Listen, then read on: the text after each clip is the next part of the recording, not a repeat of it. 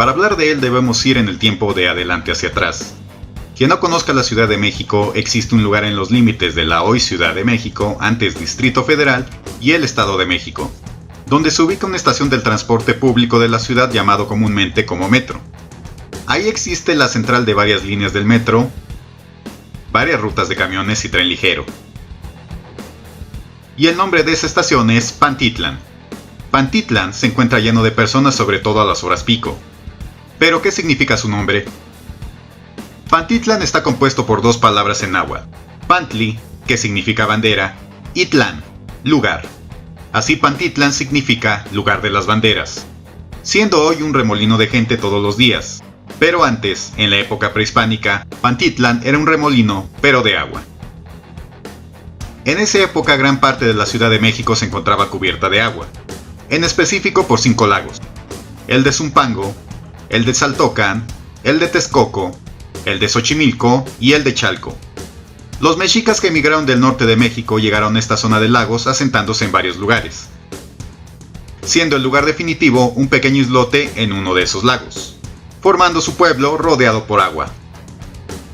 Y como dice el meme, y en efecto, con el paso del tiempo la ciudad quedaría mamalona, pero tenía el problema de las lógicas inundaciones que afectaban a mexicas y muchos grupos más, pues la naturaleza hacía lo que tenía que hacer, pero al paso del tiempo fueron buscando formas de controlar la subida y bajada de aguas de los lagos, y se crearon varias soluciones para tratar de convivir con el agua y sus divinidades, como Tlaloc, Chalchitlicue y sus servidores los tlaloques, creando calzadas para conectarse con las orillas del lago, las cuales estaban cortadas precisamente para controlar el flujo del agua, creando también acueductos y las llamadas albarradas, grandes barreras para separar agua dulce de salitrosa, siendo la más famosa la que creó Nezahualcóyotl, que posteriormente llevó su nombre, constituida de puertas para controlar el agua.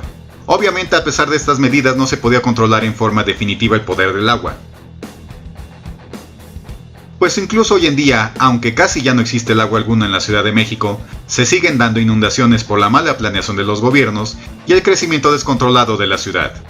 Pero además, en los antiguos lagos había fenómenos naturales, destacando aquel que le dio su nombre a la estación de Pantitlán, el cual era llamado el Sumidero de Pantitlán. Ahora, ¿qué era un sumidero? Existen referencias de que a lo largo de estos 5 lagos había 3 sumideros por lo menos. La explicación más famosa es la que refiere que se trataba de un remolino formado por el agua. Ahora, ¿por qué se formaba este? Una teoría refiere que como muchos ríos desembocaban de las montañas del valle a los lagos, varias corrientes chocaban entre sí formando ese remolino. Otra explicación señala que se trataba de una fractura en el subsuelo de los lagos, la cual absorbía el agua, siendo un drenaje natural del lago. Pero otra posibilidad refiere que no absorbía el agua, sino que la expulsaba, siendo este un manantial del cual brotaba el agua. Era muy peligroso acercarse a este, ya que con su potencia podía hundir las canoas y matar a la gente, incluso si se tratara de navegantes experimentados. Pero este sumidero trataron de controlarlo, y para ello formaron una empalizada a su alrededor, poniendo compuertas para tratar de controlar el agua, señalando el lugar con banderas como señal de peligro para no intentar acercarse. Y por esas banderas es que fue llamado Pantitlán, lugar de las banderas como ya referimos. Sin embargo, estas banderas tenían doble propósito, como señales de advertencia, pero también con simbolismos mítico-religiosos, como explicaremos ahora. El sumidero lo consideraban una puerta hacia el Tlalocan, el paraíso de Tlaloc, a donde iban los que morían ahogados, por rayos y por cualquier muerte relacionada con el agua. Se dice que este sumidero también estaba alineado con muchos cerros alrededor del valle, siendo este el escenario de muchas ceremonias a lo largo del año para pedir lluvias para las siembras anuales, las cuales se celebraban en 4 de las 18 veintenas que constituía su año para los mexicas, las cuales se llamaban Atlacahualo, Hueytosostontli, Etzacualistli y Atemostli. ¿Pero dónde se ubicaba? Hoy en día no se tiene la certeza, pues casi todo el lago hoy está cubierto por cemento. Sin embargo, algunas teorías refieren que podría haber estado cerca del cerro hoy llamado Peñón de los Baños, cerro que hoy es propiedad federal, donde se ubican antenas de comunicación, cerro antes llamado Tepetzinco. Incluso cerca de ese cerro aún existe un lugar donde te puedes bañar con aguas termales. La mayoría refiere que pudo haber estado cerca de este cerro y el actual aeropuerto de la Ciudad de México. Sobre las ceremonias que realizaban en el sumidero, como muchas veces pasa, la poca información que tenemos es dada por los españoles cronistas y los indígenas ya influenciados.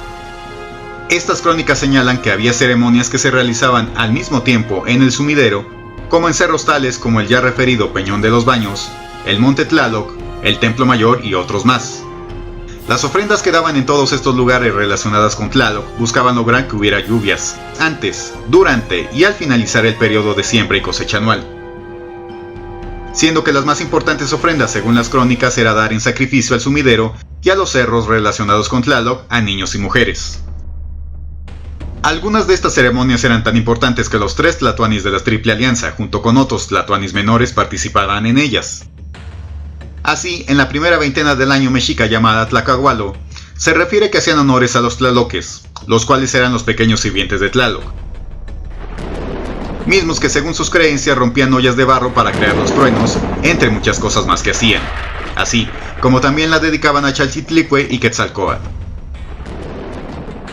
Se supone que en esta veintena mataban a niños que compraban previamente, los cuales representarían a los pequeños tlaloques, siendo los niños atuendados como los tlaloques a lo largo de la ceremonia.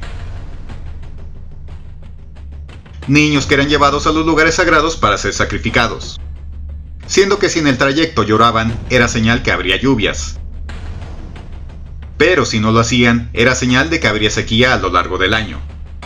Obviamente esta época de esta veintena, fuera entre febrero o marzo de cada año, era la fase previa de sequía. Así, las ofrendas dadas buscaban lograr que más adelante en efecto lloviera. La siguiente veintena, y quizás la más importante relacionada con el sumidero, era la cuarta veintena, Hueytosostontli, en la cual se supone ya habían sembrado el maíz para que éste germinara, pidiendo agua para este proceso. En esta veintena, los grandes tlatoanis de la Triple Alianza iban en peregrinación al Monte Tlaloc, donde había un observatorio astronómico y un adoratorio a Tlaloc, donde estaban representados a escala todos los cerros circundantes. Los gobernantes y sus séquitos llevaban en una litera un niño cubierto para que nadie lo viera, y estando ya en el patio del templo, el niño era atuendado y sacrificado. Y con su sangre rociaban la imagen de Tlaloc y de los cerros. Este niño, como en otras ocasiones, era vestido como un tlaloque, poniendo ofrendas diversas de atuendos, plumas y ricos presentes. Y mientras se llevaba a cabo esta ceremonia en el Monte Tlaloc, en Tenochtitlan, en el templo de Tlaloc, también se hacían ceremonias, pero con la diferencia de que iban a un bosque donde escogían el árbol más grande y lo cortaban llamándolo Tota, nuestro padre, el cual era llevado a la ciudad simbólicamente plantado y rodeado por otros 4 árboles más pequeños, representando estos el centro y los 4 rumbos del universo, colocando una niña bajo el árbol principal, la cual miraba hacia el adoratorio de Tlaloc en el templo mayor durante un día, siendo atados los 4 árboles al principal con cuerdas. Posteriormente de ser celebrado el árbol o el padre Tota, y llevado a un embarcadero donde era transportado con canoas hasta el sumidero del lugar de las banderas, lugar donde se reunían los que venían de la ciudad con los grandes señores que venían del Monte Tlaloc, y ya juntos era el árbol enterrado en las aguas cerca del sumidero, para que se fuera pudriendo al pasar el año, y los presentes que eran colgados fueran cayendo poco a poco al sumidero, pudiendo ser visibles los restos de los árboles de los años anteriores. Posteriormente, la niña que colocaron junto al árbol era sacrificada, derramada su sangre en el agua y su cuerpo arrojado al sumidero para que éste la absorbiera, arrojando infinidad de piedras preciosas, plumas y muchos regalos más para el sumidero. Siendo que con el arrojamiento de esta niña recreaba en el mito de los mexicas, cuando en una ocasión, una hija de un capitán mexica llamado Toscuequex fue sacrificada en el sumidero de Pantitlán, como parte de una serie de ritos previos a su establecimiento en los islotes del Lago de México. La sexta veintena relacionada también con el sumidero era Etzacualistli, donde ya las siembras se estaban dando. Nuevamente se habla aquí que sacrificaban niños y otros cautivos.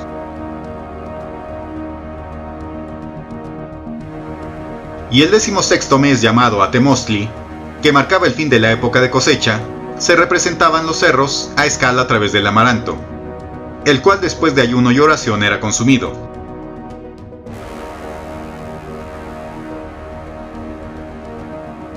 Se supone que en todos los momentos en que niños representaban a los tlaloques y eran sacrificados, se les sacaba el corazón, siendo colocado este en un plato de barro pintado de azul, para que fuera puesto en el agua y fuera absorbido por el sumidero.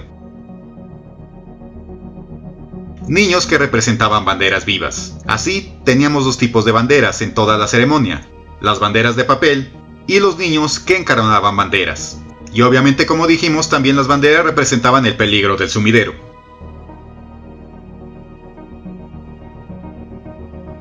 Por todas estas razones era el lugar de las banderas, Pantitlán. Pero faltaba poco para la llegada española. Y fuera verdad o no los sacrificios de niños y niñas en el sumidero, a raíz de la guerra el sumidero se siguió llenando, pero de leyendas, que se siguieron contando, tales como que en este se arrojó el tesoro de Moctezuma que perdió Cortés en la Noche Triste, que ahí arrojaron el bulto sagrado de Huitzilopochtli para que no cayera en manos de los españoles, así como los restos de Moctezuma y de Cuauhtémoc.